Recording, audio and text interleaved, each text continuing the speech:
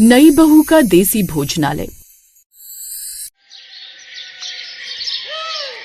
सारिका बहुत सीधी और सुलझी हुई लड़की थी जो कि शहर की रहने वाली थी। उसकी शादी उसके पिता मोहन सिंह ने गांव में तय कर दी थी। सारिका अपने पिता के पास आकर कहती है, पापा आपने मेरी शादी गांव में तय तो कर दी है, पर क्या कभी आपने सोचा कि आपकी बेटी गांव में एडजस्ट कर भी पाएगी या नहीं, गांव में रह भी पाएगी या नहीं? मेरी बेटी, जब तुम 10 साल की थी तब तुम्हारी माँ चली गई थी। तब से तुमने मुझे भी संभाला और खुद को भी संभाला। मुझे पता है कि मेरी बेटी जहाँ भी रहेगी उस परिवार को बहुत अच्छे से संभाल लेगी और उसे खुद भी कोई दिक्कत नहीं होगी। पापा इस तरह की मीठी मीठी बातें मत कीजिए। मैं जानती भी नहीं हूँ कि वे लोग कैसे हैं। अगर मुझे वहाँ पर कोई परेशानी हुई तो मैं गांव से शहर कैसे आ पाऊंगी? तुझे बिल्कुल भी चिंता करने की जरूरत नहीं है मेरी बेटी। वो मेरे बचपन के दोस्त केशव का बेटा है। वो लोग बहुत अच्छे से तेरा ख्याल रखेंगे। और तू जानती है, केशव की पंचायत में सरकारी नौकरी है और मेरा जो दोस्त हरिप्रकाश है वो एक रेस्टोरेंट चलाता है गांव के अंदर। सारिका को अपने पिता की पसंद पर पूरा विश्वास था, इसलिए वो आगे कुछ भी नहीं कहती। सारिका ने बिजनेस मैनेजमेंट का कोर्स किया हुआ था, लेकिन अब उसने शादी करने का मन बना लिया था क्योंकि उसके पिता अक्सर बीमार रहा करते थे और उसकी शादी देखना चाहते थे। कुछ दिन गुजरते हैं और मोहन की बेटी सारिका की शादी केशव के साथ हो जाती है। ससुर हरिप्रकाश अपनी बहू का घर में स्वागत करते हुए कहते हैं, माफ करना नई बहू, घर में सास नहीं है तेरी, इसीलिए मुझे तेरी आरती उतार कर तेरा स्वागत करना पड़ रहा है। आज मेरे घर में लक्ष्मी आ रही है।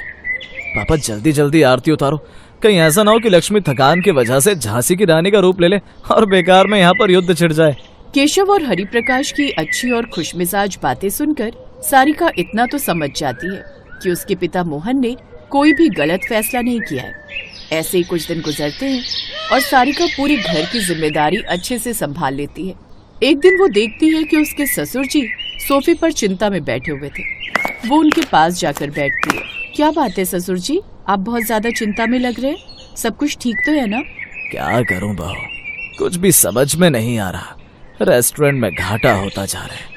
मैंने तो सोचा था कि गांव वालों को शहरी रेस्टोरेंट दूंगा तो वो लोग खुश हो जाएंगे। वैसे भी गांव में भी तो धीरे धीरे शहर बसता ही जा रहा है। पिताजी अगर आप बुरा न माने तो क्या मैं आपका रेस्टोरेंट देखने के लिए जा सकती हूँ?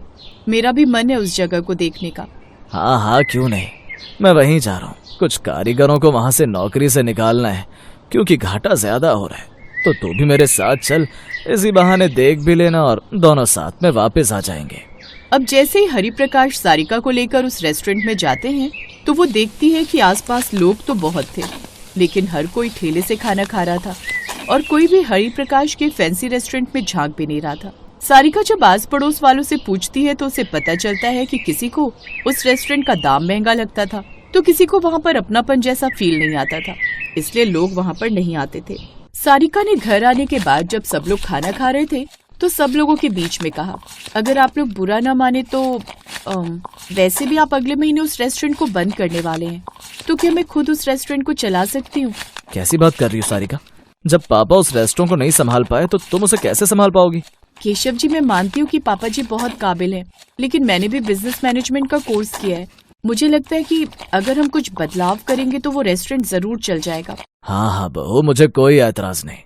मैंने हरिप्रकाश रेस्टोरेंट को बहुत अच्छे से चलाया है और अगर वो बंद नहीं होता तो इससे मुझे सबसे ज्यादा खुशी होगी।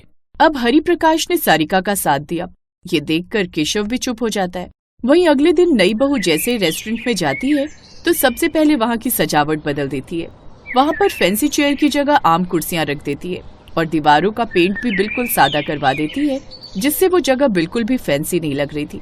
उसने दरवाजे खुले करवा दिए और जो भी सामान था उन सब के प्राइस की लिस्ट बोर्ड पर टांग दी। इन सब से क्या होगा बहू, मुझे तो कुछ समझ नहीं आ रहा। और तो और तुमने खाने का मेन्यू भी बदल दिया है। मैं गांव वालों के लिए special chowmein, pasta, Chinese, Japanese ऐसा खाना रखा हुआ था मैंने, और तुमने यहाँ पर फिर से थाली बेचना शुरू करवा दिया। पिताजी, कभी कभी लोग जितने भी बड़े हो जाएं, वो जमीन से और मिट्टी से जुड़े रहना पसंद करते हैं। शायद इसको रेस्टोरेंट और फैंसी बनाने के चक्कर में आप इसे एक भोजनालय बनाना तो भूल ही गए थे।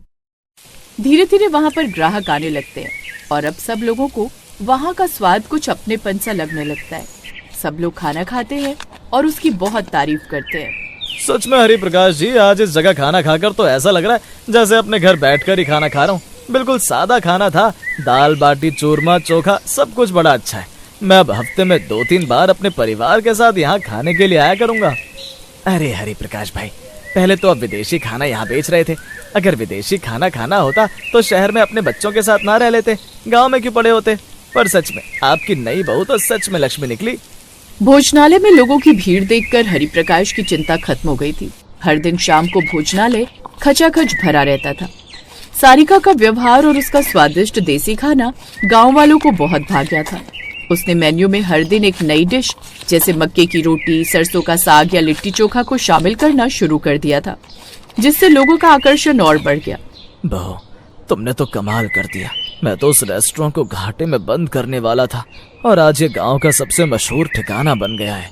मैंने अपनी जिंदगी में कभी इतना मुनाफा नहीं देखा। पिताजी, ये सिर्फ मेरी कोशिश नहीं है, ये आपकी जमीन से जुड़ी हुई सोच है जो कुछ फैंसी डिजाइन के नीचे छिप गई थी। मैंने बस उस सादगी को वापस ला दिया। गांव के लोगों को सादा, सस्ता और अपनापन भरा खाना चाहिए। केशव, जो अब तक चुपचाप सारा बदलाव देख रहा था, अब गर्व महसूस कर रहा था। सारिका, मुझे माफ करना। मैंने तुम्हारी काबिलियत पर शक किया था। मुझे लगा कि बिजनेस मैनेजमेंट की डिग्री शहर में काम आती होगी, गांव में नहीं। पर तुमने साबित कर दिया कि असली बिजनेस समझ जमीन से जुड़ी होती है।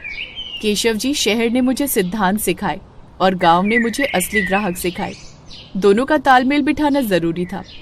गांव में हर कोई हरिप्रकाश की नई बहू सारिका की तारीफ कर रहा था। एक दिन शाम को, बहू इधर आओ। केशव, तुम भी आओ।